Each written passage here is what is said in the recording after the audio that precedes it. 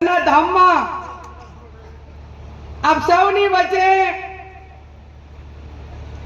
બનાસકાંઠાની જનતાનો આભાર માનવા માટે અને લોકસભાની ચૂંટણીમાં બનાસકાંઠામાં ચાર વખત આવીને જણા રાત દાડા મહેનત કરીને સમગ્ર ગુજરાતમાં લોકસભામાં કોંગ્રેસનું ખાતું ખોલાવનાર આદરણીય શક્તિસિંહજી ગોહિલ સાહેબ,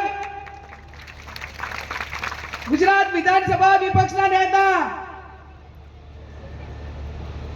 તાલુકા જનમંચનો કાર્યક્રમ કરીને સમગ્ર ગુજરાતના પ્રશ્નો એ લોકસભામાં રજૂ કરીને સરકાર સુધી પહોંચાડનાર આદરણીય અમિતભાઈ ચાવડા સાહેબ, આદરણીય ઇન્દ્ર વિજયસિંહ ગોહિલ સાહેબ, ઇન્દ્રનીલ રાજગુરુ, જિલ્લા કોંગ્રેસ સમિતિના પ્રમુખ આદરણીય ભરતસિંહજી, કાંકરેજના ધારાસભ્ય અમૃતજી, દાંતાના ધારાસભ્ય કાંતિભાઈ ખરાડી, સંગઠનના સૌ વરિષ્ઠ આગેવાનોમાં આદરણીય ભાઈ શ્રી રાજુભાઈ, લક્ષ્મીબેન, પીનાબેન, જિલ્લાના સૌ પ્રભારીઓ, ભાઈ ઠાકરસિંહભાઈ, કેપી ગઢવી સાહેબ, થરાદના માજી ધારાસભ્ય ભાઈ શ્રી ગુલાબસિંહભાઈ અને સ્ટેટના સૌ આગેવાનો, નામ ના લ્યું તો રીના ચડાવતા બેન છું અને મામેરાની માતર ખવડાવવા આવીશું એટલે આજનો દાડો માફ કરી દેજો. એવા સૌ સ્ટેજ ઉપર બિરાજમાન સૌ મારા ભાઈઓ, વાવ વિધાનસભાના વાવ, બાબર, સોઈગામ ત્રણેય તાલુકામાંથી ગામડાથી પધારેલ સૌ મારા વરિષ્ઠ આગેવાનો, વડીલો, યુવાન ભાઈઓ, વરસાદે મંડાણ વાડ્યા છે, સુગંધ છે. મને એક પ્રસંગ યાદ આવે છે અને રાજુભાઈ કાલે તાણીધર ભગવાનને પ્રાર્થના કરતા હતા કે બેન વરસાદ આવે તો સારું. અને મને એક એવો પ્રસંગ યાદ આવે છે કે રાહુલજી જ્યારે 4000 ની પદયાત્રા પૂરી કરીને શ્રીનગર પહોંચ્યા અને પૂર્ણાહુતિના દિવસે અમે પણ ત્યાં હાજર હતા.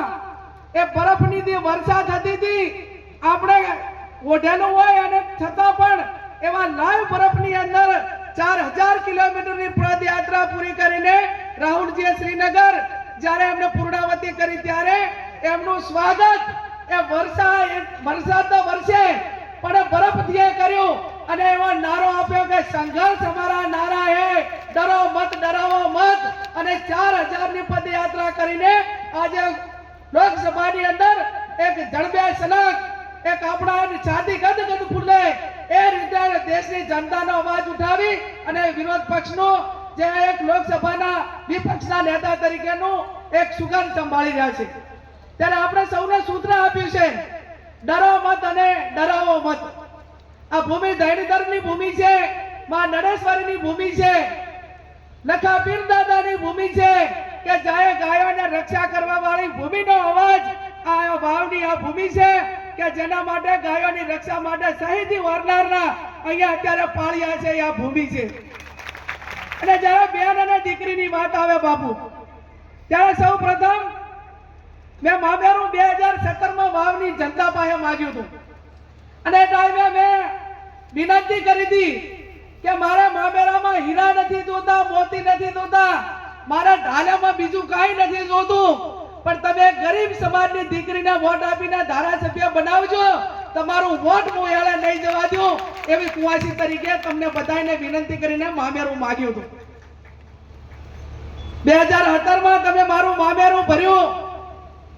રાજકીય ઘણા ઉથલ પાથલ થયા. બધા મીડિયા વાળા, ભારતીય જનતા પાર્ટી વાળા એ બધાએ વગોડા ચાલુ રાખ્યા કે ગેનીબેન તો રાજીનામું આપશે.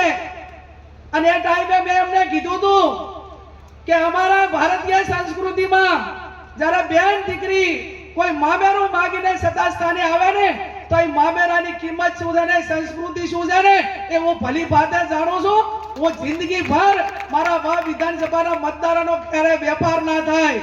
હું કોંગ્રેસનો ઝંડો લઈને, તિરંગો લઈને મારી અંતિમ વિધિ થાય ત્યાં સુધી હું કોંગ્રેસની અંદર રહેવાની છું.